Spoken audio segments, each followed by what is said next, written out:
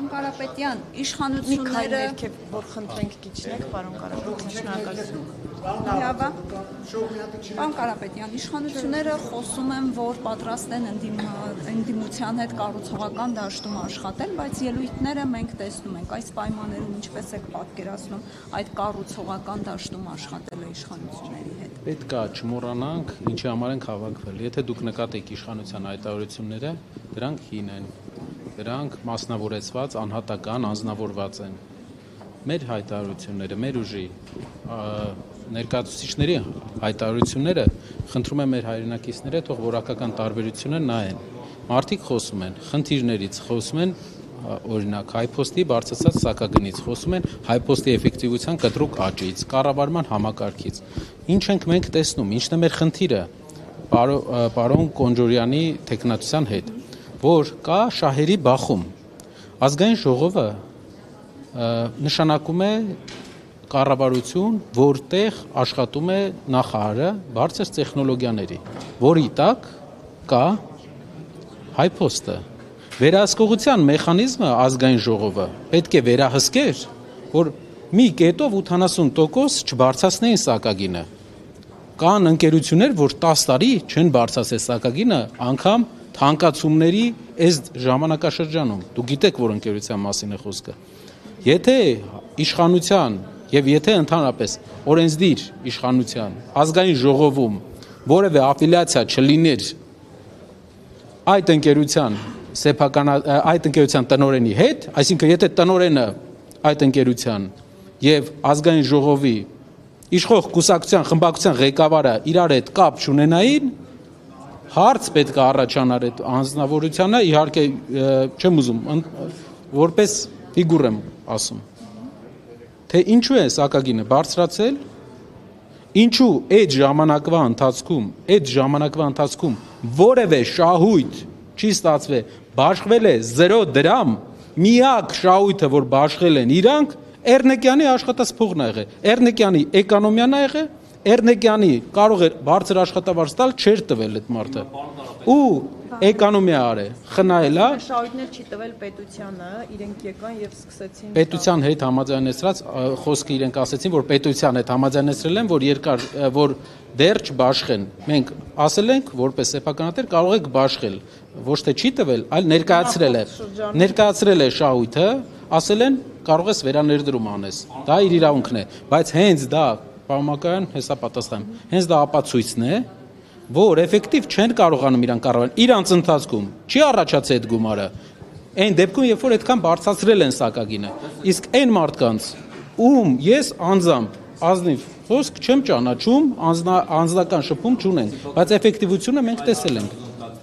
Խոսվում է կառուցողական աշխատանքի մասին, իրար չվիրավորելու, Այո։ չհայրելու, բայց տեսնում եք, օրինակ Արաջ Ախմերյանը երկու օր է այսպես սադրում է սուր ելույթներ ունենում, հիշեցնում է ձեր կապած ինչ-որ դրվագներ։ Հիմա դուք պատասխանում եք սրան նույն ոճով պատասխանել կամ ոնց եք արձագանքում, ոնց եք գնահատում Ռուբինյանի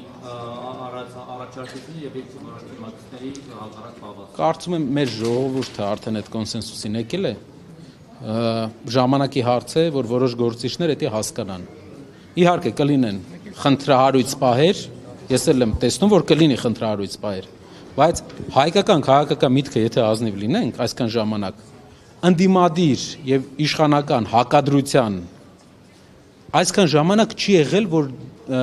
չունենք մենք օրակարգում չի եղել քաղաքակիրթ հակադրության օրակարգ դեռ։ Այսինքն մենք մեր քաղաքական միտքը նոր է պատասխանում այդ հարցին, թե ինչպես պետք է սուր ընդդիմությունը եւ իշխանությունը, որը էֆեկտիվ չէ մեր կարծիքով, իրար հետ շփվեն առանց մարդկանց հիասթափեցնելու իրենց լեքսիկոնի համար։ Աշխատել պարոն Կարապետյան, դուք այդպես եք ուզում աշխատել։ Մեր ժողովուրդը բոլոր մեր այցելությունների ժամանակ ազգային ժողովից երբ հարցրել ենք, ասել են այդ խոսույթ չի, մեր երեխաներն են նայում, դա մեր երկրի վարքագծային օրինակ չի։ Մենք ուզում ենք մի բանի մասին ենք խոսալու, մնացողը բոլորը անցողիկ է, մարդկանց կյանքը փոխելու կետ առ կետ։ Պարոն Կարապետյան, սահմանադրությունից եմ ուզում ձեզ հարցնել, Ադրբեջանից կրկին հայտարարություն է հնչել, որ ազդակներ կան, որ Հայաստանում հանրաքվե կլինի։ Իշխանական падգամավորը քիչ առաջ հայտարարեց, որ դե քանի որ չկա այդ 2/3-ը, ասաց, որ չեն բացառում, որ ընդդիմության շարքերում էլ գտնվեն պետականամետ, ինչպես ինքը ձևակերպեց, գործիչներ, Որ պետության շահերը սպասարկող Ադրբեջանի, որ կգտնվեն պետականամետ գործիչներ Հայաստանում ընդդիմության շարքերում, որոնք կողմ կքվեարկեն սահմանադրությանը, իշխան Սաղաթելյանը բացառում է իրենց խմբակցությունից սահմանադրությանը կողմնակից անձինք լինեն։ Ուզում եմ նախ ասել, ձեր ֆրակցիայի դիրքորոշումը հնարավոր է ընթացքում փոխվի, եթե արդեն ամբողջական հիմնավորումները ներկայացվի նոր սահմանադրության, եւ երկրորդ հարցը, դուք եթե օրակարգ արդեն առարկայական դառնա, այսինքն նոր սահմանադրության ընդունման շուրջ գործընթացը մեկնարկի, ինչպես եք, եթե իհարկե պայքարելու եք դրա չընդունման դեմ, ինչպես եք պատկերացնում այդ պայքարը, արդյոք կողմ եք, որ լինի ոչին լայնված ճակատ, նաև արտախորհրդարանական ինչ-որ գործողություններ, այդ գործընթացը մի փոքր մանրամասն։ Հանրաքվեի, անգամ հանրաքվեի անցկացումը պետք է մեր թույլտվությունը, մեր համաձայնությունը։ Ես չեմ տեսնում, որ այսօրվա առաջարկը Ադրբեջանի դա օրինական առաջարկ է մեր երկրի համար։ Իրենք պետք է չորոշեն մեր երկրի սահմանադրությունը ինչպես լինի։ Մենք պետք է գնում ենք խաղաղության պայմանագրին, պետք է ունենանք խաղաղության պայմանագիր, բայց այդ խաղաղության պայմանագիրը պետք է փակի շատ դռներ, մեր ապագա վտանգների դռները։ Եվ կարող եք վստահ լինել,